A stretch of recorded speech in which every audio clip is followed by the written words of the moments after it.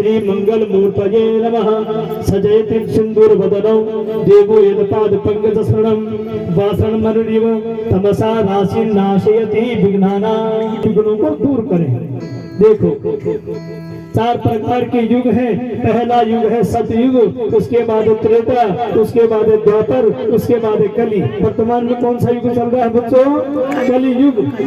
और कलयुग में प्रत्येक युग के 4 चरण होते हैं, 4 पांव होते हैं। युग के कितने पांव होते हैं? 4। तो अभी कलयुग का ये प्रथम चरण है। कलयुग प्रथम चरण है। अष्टाविंशतितमे युगे कलयुगे के प्रथम चरण 28वां कल्प चल रहा है। 32 कल्प होता है। कितने कल्प होते हैं? 32। वर्तमान में 28वां कल्प चल रहा है।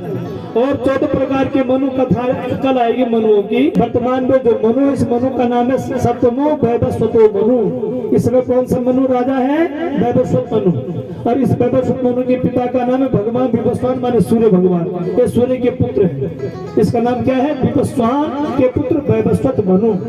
इसके बाद दक्ष सावरणी, इंद्र सावरणी, ब्रह्म सावरणी, स्वारोचिष मंत्र इत्यादि नाना प्रकार के मंत्र की कथा आपके सामने आएगी। तो आप बड़े ध्यान से सुनना। इस कली का प्रमाण दिया हमारे यहाँ 4,32,000 वर्ष। कली की आयु कितनी है? 4,32,000 वर्ष ये कली की आयु है। उससे पहले कौन सा युग आया था? द्वापर का। द्वापर युग की जो आयु है 8,64,000 वर्ष। द्वापर की आयु कितनी बताई? 8,64,000 वर्ष। उससे पहले कौन सा युग आया था? त्रेता। त्रेता की जो आयु है 12,96,000 वर्ष। क्या बोले? 12,96,000 वर्ष त्रेता युग की आयु है। और सबसे बड़ी आयु है कीर्तमान सतयुग की 17,28,000 वर्ष उस सतयुग की आयु है। सतयुग में जो जीव संसार में जीता था उसकी आयु होती थी 1,00,000 वर्ष। सतयुग के प्राणी की उम्र कितनी थी? 1,00,000।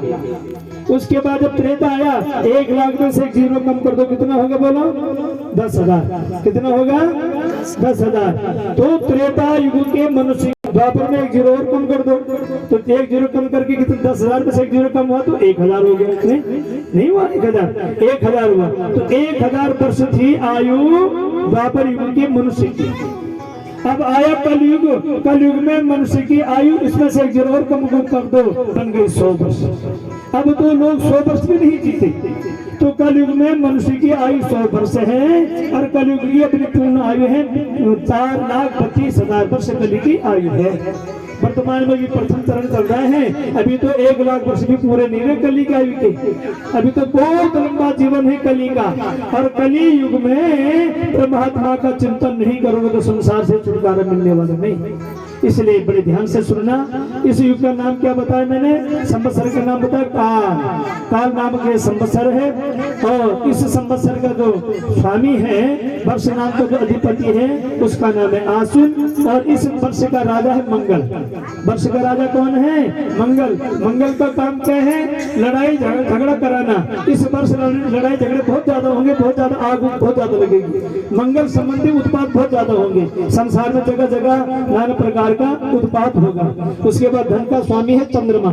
चंद्रमा धन का स्वामी है तो बढ़िया है, संसार में धन की वृद्धि होगी। और दुर्गेश का स्वामी है शुक्र। शुक्र भी ऐश्वर्यकारी होता है, इसलिए शुक्र के कारण संसार में ऐश्वर्य की प्राप्ति ठीक ठाक होगी, वर्षा भी ठीक होगी। लेकिन काल नामक संवत्सर का पुण्य फल क्या है कि संसार में जगह जगह उत्पात होंगे। काल माने दुख, काल माने संकट।